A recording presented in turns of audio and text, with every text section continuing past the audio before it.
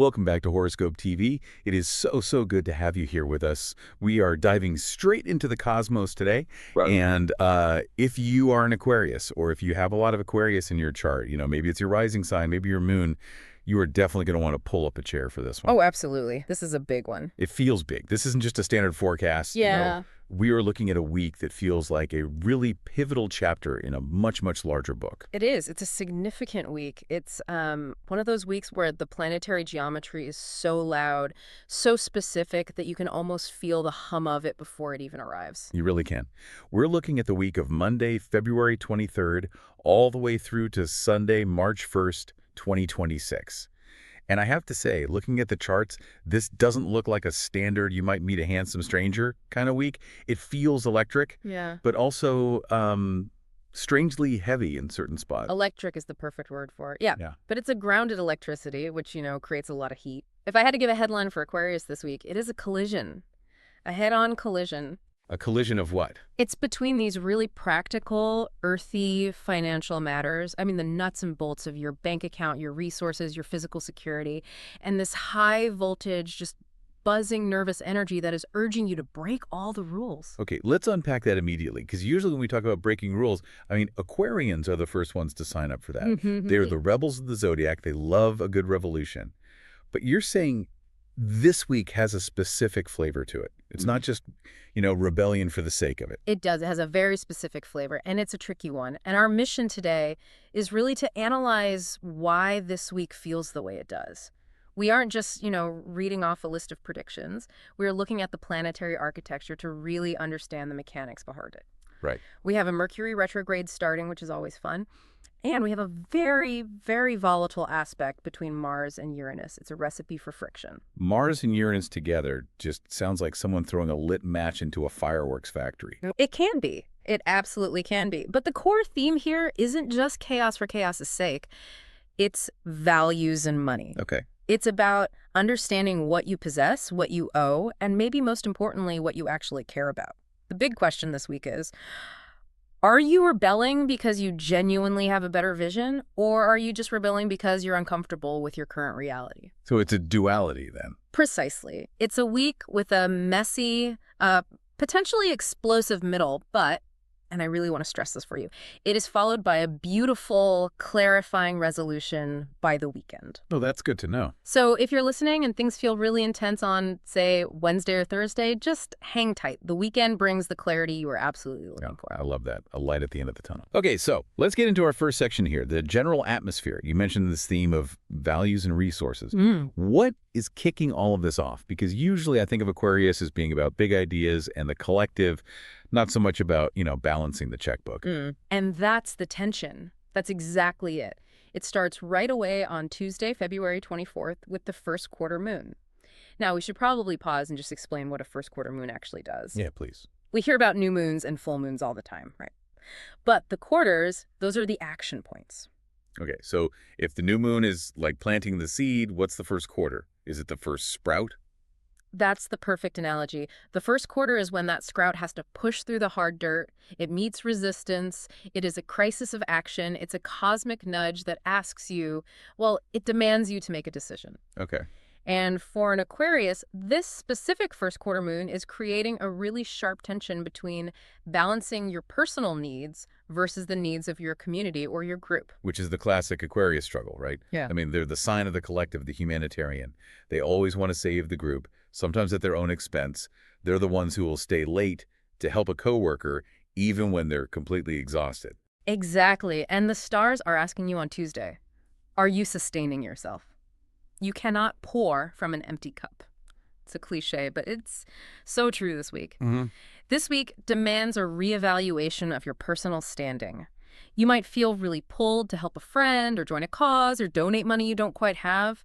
But the chart is saying, check your own oxygen mask first. If you don't secure your own resources, and I mean your energy, your time, your money, you simply can't help anyone else effectively. So Tuesday is the check-in. It's the personal audit. But then we hit the middle of the week and the headline event happens. Yeah. Wednesday, February 26th, Mercury turns retrograde. Yes, the dreaded R word. And it's not just any Mercury retrograde, is it? This is happening specifically in the Aquarius house of finances. Can you explain what that means technically? Because we all know Mercury messes with communication and travel, but how does it affect the wallet? So, in astrology, the chart is divided up into 12 houses or sectors. For Aquarius right now, Mercury, the planet of logistics, data, commerce, communication, all that stuff, is starting to move backwards, or appear to, through the second house. And the second house is? The second house rules your movable possessions, your liquid cash, your income, and maybe most importantly, your sense of self-worth. It's what you value. Oh boy. So Mercury, the planet of communication and details, is deciding to moonwalk through the sector of the chart that deals with money, budgets, and self-esteem. That sounds incredibly inconvenient. It certainly can be. When Mercury goes retrograde in the second house, budgets just start feeling messy. It's a very glitchy energy. Glitchy how? Like, what would I notice? Well, you might think you have X amount in your bank account, and then suddenly you realize a subscription you totally forgot about renewed, or old money matters resurface. Like an old debt. Or maybe an old dispute with someone over money. It could be both. Or it could be even more subtle, like an old anxiety about money that you thought you had dealt with suddenly comes bubbling back up. Maybe you receive a bill for a parking ticket from 2 years ago you never paid. Oh, that's the worst. It is. Now, I know the immediate reaction to Mercury retrograde is frustration. We all roll our eyes, we expect our tech to break down, but I really want to reframe this for you. Please do. Because messy budget is not my favorite phrase in the world. Think of it as a necessary review period, a cosmic audit. You cannot move forward with your big financial goals if the foundation you've built has cracks in it. This retrograde is the universe handing you a flashlight and saying, go into the basement and check the pipes. Okay, I like that analogy. It's annoying, right? You don't want to go into the basement. But it prevents a flood later on. If you catch the small leak now, you save yourself a total disaster in 6 months. That makes a lot of sense.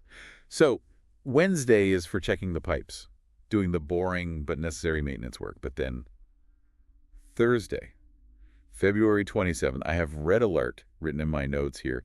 What on earth is happening on the 27th? This is the peak of the week's intensity. We need to talk about Mars. Mars is currently in Aquarius, so the planet of drive, aggression, action, and energy is sitting right in your sign, in your first house of self. This is very personal. Very personal. And on the 27th, it forms a square, which is a harsh 90-degree angle of conflict to Uranus. And Uranus is the ruling planet of Aquarius, so this is like a family fight. It's an extremely personal family fight. Mars squaring Uranus is one of the most volatile, unpredictable aspects in all of astrology. Think of it like this. Mars is the gas pedal pushed to the floor, and Uranus is a lightning bolt. When they square off, the sensation for you is going to be a sudden, completely overwhelming urge to break free. Break free from what? Anything. Everything. You might just wake up and decide, I'm done. I'm quitting my job today. I'm painting the living room neon green. I'm leaving this relationship.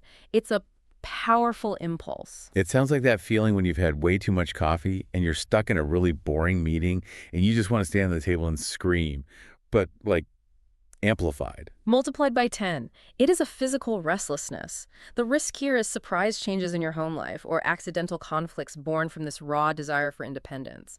You might just snap at a partner or a roommate, not because they actually did something wrong, but because you feel caged. The energy feels claustrophobic, and your instinct is to blow up the walls to get some air. So the strategic advice here is do not let your unique spirit lead to a fight you did not want. That is it, precisely. Pause. Count to 10. If you feel that surge of, I need to break this, ask yourself just for a second, am I breaking it because it truly needs to be broken, or am I just restless? The square aspect creates tension that demands a release, but you have to choose a healthy release valve. Okay, so navigate the minefield of the 27th. Keep your hands inside the vehicle at all times, because if you can do that, we get to the 28th, to Saturday. And this is the payoff. This is why you hold on through Thursday's chaos. On February 28th, Mercury meets Venus. This is a conjunction. They are sitting right next to each other in the sky, from our perspective. That just sounds lovely. Mercury the mind and Venus the heart. Or is it the wallet in this case? It's both. It's absolutely both. It brings kindness, a clear mind, and a rediscovery of value in your life. It's the calm after the storm. If the 27th is the explosion, the 28th is that beautiful silence afterwards where the dust settles and the sun comes out. It's a moment of integration. I love that trajectory. It's like a movie script. You have the tension, the climax, and then the resolution. It is. And understanding that arc is the whole key to navigating this week. If you know that peace is coming on Saturday, You're so much less likely to blow things up on Thursday. You can tell yourself, okay, this is just weather. This feeling will pass. Right. It's temporary. So let's drill down a bit deeper into these specifics. We talked about values and resources in a general sense, but let's look specifically at the money and finance analysis. We already touched on the retrograde, but let's get into the nitty-gritty. Right. So Mercury retrograde in your money sector starting February 26th. We talked about the glitchy effect on your cash flow. We mentioned the old bills, but there's a bit more to it than that. Glitchy cash flow. I really don't like the sound of that. It sounds like my debit card not working at the grocery store. That is exactly the kind of thing that can happen. It means this is absolutely not the time to be signing new contracts. If someone hands you a new lease, a loan agreement, a new job offer on Wednesday or Thursday, stall. Yeah, just put it off. If you possibly can, yes. Or at the very least, read the fine print 3 or 4 times. Better yet, have someone else read it. The retrograde fog makes it so easy to miss a crucial detail, like a hidden fee or a clause that locks you into something for longer than you want. And I'm guessing avoid big investments too. Yes. This is not the week to buy the expensive car. It's not the week to put a down payment on a house, if you can possibly avoid it. Expect glitches everywhere. Mistakes on bank statements are very, very common with this transit. So I might see a charge that isn't mine? Or a payment you made takes 3 extra days to clear, and suddenly you're getting late fee notices. The advice is simply vigilance. Check your apps. Check your statements daily. Don't just assume your auto-pay worked correctly. Be the auditor of your own life. That's the perfect way to put it. But then we have that February 27th Mars-Uranus square again. How does that lightning bolt hit the wallet specifically? I'm guessing an unexpected expense. Something breaking that needs to be fixed right now. Spot on. The prediction here is for an unexpected expense related directly to home or self. Mars is in your first house, the self. It's squaring Uranus in your 4th house, the home. So typically, this could manifest as a major appliance breaking down. Like the refrigerator just dies. Exactly. Or a sudden need to spend money to fix a personal issue like an emergency dental visit or something like that. So if my washing machine is making a funny clanking noise on Monday, maybe I should call the repair person before Thursday. Or at the very least, keep your spending under strict control early in the week to create a buffer for this. If you blow your budget on Monday on something fun and frivolous, and then the unexpected expense hits on Thursday, you're going to be so much more stressed. So build a little cushion. Well, it's all about risk management. It is. But sticking with our narrative arc for the week, there is a silver lining, and it comes on the 28th. Right. The Mercury-Venus meeting. Yes. When Mercury and Venus get together, it's a very fortunate aspect for finances. It often signifies a refund coming through, a small gain, or money returning to you in some way. Oh, I love money returning. That's the best kind of money. It's like finding a $20 bill in an old coat pocket, or finally getting that reimbursement check from the insurance company you've been fighting with for months. That is exactly the vibe. It brings an emotional result of feeling more secure and happy with your budget after the midweek stress. You go from the panic of the 27th to feeling like, okay, I've got this, on the 28th. It all turns out okay. The universe sort of balances the books for you. That is so reassuring. Okay, moving from the wallet to the workspace. Let's talk about our work and career guidance. The headline here is slowing down to speed up. This is a really hard lesson for Aquarius. We have to remember that Aquarians are air signs. They're intellectual, fast-moving, future-oriented. They want to be living in the year 3000, and the rest of us are stuck back here in 2026. They operate at an incredibly high speed. Right, they're the innovators. They see the solution before the problem has even been fully explained. But this week, that pacing shifts dramatically. Things at work are going to feel like they are moving through molasses because of the retrograde. Emails won't get answered. Projects will stall. Key decisions will be deferred. That sounds incredibly frustrating for an Aquarius. It must feel like hitting a brick wall. It is. But the strategy is to lean into the skid. Don't fight the slowdown. Use it. Use this time to fix old mistakes. Go back to that report from last month and double-check the data. Organize all your financial tasks related to work. Get those expense reports in. Chase up old invoices. Do the boring, tedious stuff. So it's administrative week. It's a clean up your digital desk kind of week. Precisely. Until Thursday, the 27th, the danger zone. Here we go again. I'm sensing a theme. Workplace drama. There's a very high potential for it. That Mars-Uranus square can manifest as sudden, sharp arguments about projects or rules. Aquarius is the sign of the humanitarian, but it's also the sign of the rebel. If a boss implements a new rule that makes no logical sense, some piece of bureaucratic nonsense, the Aquarius urge on the 27th will be to stand up in the meeting and say, "This is stupid, I'm not doing it." Which, I mean, honestly, sometimes that really needs to be said. Perhaps, but not on this day. The energy is far too volatile. It won't come across as constructive criticism. It'll come across as pure insubordination or aggression. You won't look like a visionary. You'll just look like a troublemaker. So the very specific instruction is keep your head down. Yes, and we need to talk about why this is so hard for Aquarius. They can't help but champion the better idea. They want to improve the system. But this transit suggests that patience is the better play. If you fight the system on Thursday, you might break your standing within it. But then the unlock comes on the 28th, Yep. right? Yes. On Saturday, the shift in communication is palpable. Suddenly, talking to your coworkers becomes easy again. The tension just evaporates. And this is where the Aquarius superpower comes back online. Their unique vision. So on Saturday, or maybe even spilling over into the following week, they can present that brilliant solution they were so angry about on Thursday. Exactly. They can use that unique vision to find soulful, intelligent solutions to the week's earlier issues. By Saturday, people are actually listening. On Thursday, they are just reacting. You have to wait for your audience to be ready. The timing of your idea is just as important as the quality of the idea itself. That is such good advice. Yeah. Timing really is everything. Okay, let's shift gears to matters of the heart. Our love and romance forecast. This is an interesting one because that central theme of values bleeds directly into love this week. How so? Well, Mercury is retrograde in the house of values and self-worth. So you're rethinking your heart through the lens of what you value. You are rethinking what you need in love.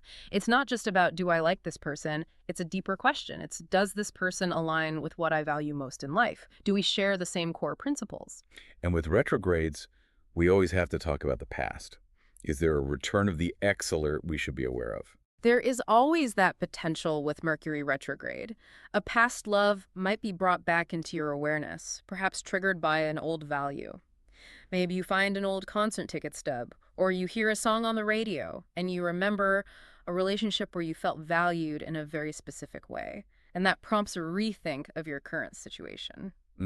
Like, am I getting what I need now? Was it actually better back then? That kind of thinking. Exactly. It invites comparison, which can be tricky, but of course we have to navigate the 27th here too. The 27th seems to be the villain of this entire story, navigating relationship stress. It's just a high-pressure system passing through. On the 27th, sudden moods or surprise messages can cause a lot of stress. Mars is fiery and impulsive. Uranus is unpredictable and shocking. You might receive a text from your partner that just reads the wrong way, or your partner might just be in a strange mood that triggers you. So if your partner says something just slightly annoying on Thursday, Yeah. the advice is not to pack your bags and leave. Please don't. The advice is to let love unfold naturally. Don't force any issues on this high-friction day. If you try to have the big talk or fix the relationship on the 27th, you might actually break it. The energy is just too brittle. So what do you do? Give each other space, go to separate rooms, watch different shows, just for a day. Because, and I sound like a broken record here, but it's true, the 28th brings the romantic peak. It does. The Mercury-Venus conjunction is one of the sweetest, most lovely aspects for romance. It fosters kindness. It allows for a really beautiful romantic conversation about what really matters. It softens all the hard edges from the day before. So that conversation you desperately wanted to have on Thursday, have it on Saturday instead. Yes. 100%. You will find common ground so much more easily. The retrograde confusion starts to clear up. For couples, it's a moment of real reconnection that, oh, right, I remember why I love you. We're on the same team. Feeling. And for our single listeners out there, This is a great day to meet someone. But not just anyone. The aspect points toward getting someone who shares your deep values and unique vision. It's a meeting of the minds, not just a fleeting physical attraction. that sounds very, very Aquarius. They need that intellectual stimulation first and foremost. Absolutely. The way to an Aquarius's heart is through their brain. And the 28th stimulates both the heart and the brain. It's about finding a partner who is also your peer, your equal. Love that. Okay, let's check in on the body, our health and wellness section. Right. The core health theme here is managing the nervous system. Aquarius as a sign rules the circulation and the ankles, but in a broader sense, they are very high-strung, high-frequency people. They're like cosmic antennas picking up signals from the ether all the time. They're constantly processing data, nonstop. Correct. And with the retrograde starting on the 26th, the symptoms you're likely to feel are scatteredness or restlessness. The mind is buzzing, but it's just static noise. It's that awful brain fog mixed with anxiety. So what's the remedy for that? Quiet meditation or deeply absorbing, relaxing hobbies. You need to turn the volume down. If your brain is just spinning with financial worries or work stress, you have to actively engage in clearing the mind. You have to manually reset the system. But then we have the 27th. Mars is in your sign. That's physical energy. That's not just mental static, is it? No, it's very different. On the 27th, the symptom changes from scattered to jittery. You might feel like your skin is too tight, you have excess adrenaline pumping through you. It's the fight or flight response kicking in when there is no actual tiger chasing you. So sitting down to meditate might not work on the 27th. You might be too antsy. It might be really hard to sit still. You might just sit there tapping your foot, feeling even more agitated. The specific prescription here is intense but grounding exercise. Give me an example of that. A long, fast walk, heavy weightlifting, something that really burns off that Mars energy but isn't chaotic or dangerous. You probably don't want to do something high risk like extreme sports on a Mars-Uranus square day.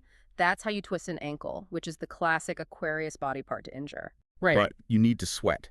You need to burn the fuel so the car doesn't explode. I like that. And deep breathing is crucial. It directly regulates the nervous system. Box breathing, 4-7-8 breathing, whatever technique works to tell your body, we are safe, the threat is not real. And then we get to the recovery phase on the 28th. And you'll feel it. You'll feel vibrant and peaceful again. The storm passes. The advice for Saturday is simply to treat your body with kindness. Maybe a massage, maybe a long hot bath with Epsom salts. Reward your body for getting you through the week. I love that. Okay, we have analyzed the days. Let's open up the Cosmic Toolkit. These are the lucky elements and the compatibility notes for the week. Always a fun part of the analysis. It helps to have these little talismans, to anchor you. Totally. Let's start with the visual. The color of the week. Electric blue. Ooh, very Aquarius. I love that. Very. The specific hex code is hashtag 7DF9FF if you want to be really precise. It's that piercing bright cyan. And I'm picturing that color right now. It's so vibrant. How do we use it? Do I need to wear an electric blue suit? You could. But color psychology is real.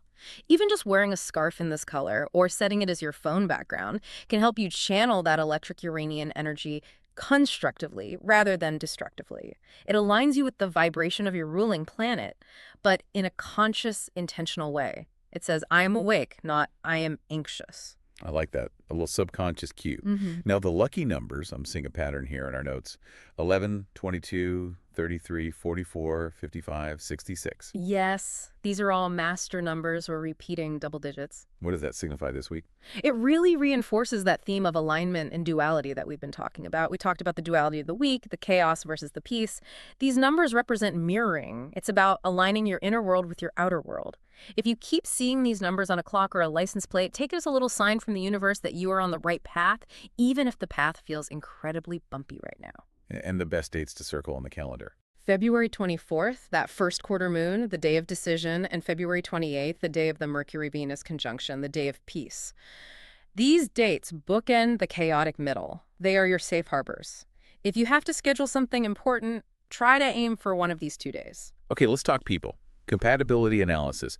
Who is the Aquarius's best friend this week? Who should you be calling? The best match is Gemini. Another air sign. That makes sense. It really does. Why? Because Geminis bring quick thinking and fun energy. When you're feeling bogged down by the messy budget of the retrograde, the Gemini is the one who cracks a joke and makes you laugh about it. They provide perspective. They lighten the mood. They absolutely do. They help you see the bright side. And maybe most importantly, Geminis understand the need for freedom. They will not be rattled by the Mars-Uranus chaos on the 27th. If an Aquarius says, I need to go for a walk alone for 3 hours and not talk to anyone, a more sensitive sign might get hurt. A Gemini will just say, cool, see you later, I'm going to go read a book. That is so invaluable. You need someone who doesn't take your restlessness personally this week. Exactly. Now, for the flip side, who is the difficult match? Who should we maybe avoid having serious conversations with? Taurus. Ah, the bull. Yeah. An earth sign. A fixed sign. Right. And Aquarius is also a fixed sign. This is so crucial to understand. Fixed signs are the stabilizers of the zodiac, but when they clash, neither side wants to move an inch. So what we have is the clash of stubbornness about stability from Taurus versus stubbornness about change from Aquarius. What's the specific conflict that's likely to pop up? That Mars-Uranus square on the 27th is likely to trigger a big disagreement about a home matter or a financial goal. Taurus is ruled by Venus. They like comfort, security, stability. They want things to stay the same. Aquarius is ruled by Uranus. They like progress, change, disruption. They want to reinvent the wheel. So Aquarius says, let's spontaneously renovate the kitchen this weekend. And Taurus says, why? The kitchen works perfectly fine. Or Aquarius says, I just spent some money on this cool new gadget, and Taurus says, that wasn't in the budget we agreed on. The communication breakdown is real. Taurus focuses on the rules in the past. Aquarius is being unpredictable and detached. And with Mercury retrograde happening at the same time, they are just talking completely past each other. Precisely. The advice is simple. Avoid serious talks with Taurus until this energy clears. If you have a Taurus partner or boss or family member, just reschedule the big talk for next week, or at the very least, wait until Saturday the 28th when things are calmer. Good to know. Preservation of peace is the goal. Absolutely. So we have covered a lot of ground. It really feels like a week of very distinct chapters. It really is. It's a full narrative arc in just 7 days. Let's do a final summary for the listener who's trying to hold all of this in their head and plan their week. You start by balancing your own needs against the needs of your group. Then you move into this foggy period of financial and retrograde confusion. Budgets feel messy, work feels slow. Then you hit the red alert day on Thursday where you have to face these rebellious urges and potential conflicts. But you hold your line, you manage your nervous energy with care, and you land safely on Saturday with clarity, maybe a refund, and some really beautiful romantic peace. It's a wild ride, but it does sound manageable if you have the map. That's the key. The astrology is the map. The map reduces the anxiety. You know, I'm thinking about that provocative thought you mentioned earlier about the chaos on the 27th being necessary. Yes. It's so interesting to think that chaos isn't always bad. Yeah. That sometimes that intense urge to break free, even if it feels dangerous and scary in the moment, is necessary. I absolutely agree. I think sometimes you have to break a rule to allow the peace to enter. If you never challenged the status quo, if you never felt that restless urge, you'd never get to the clarity and innovation of the 28th. The mess is an essential part of the cleaning process. Innovation requires a little bit of destruction first. That is a great perspective. Don't fear the mess. Just maybe wear a helmet on Thursday. Exactly. Yeah. Wear a helmet and check your bank statement. Well, that wraps up our analysis for Aquarius for the week of February 23rd, 2026. Thank you so much for tuning into Horoscope TV. It's been a pleasure to decode this week with you. If you found this helpful, make sure to subscribe so you can get notified when our next forecast is available. We'll be here to help you navigate the stars again next week. Until then, take care of yourselves. Goodbye and good luck.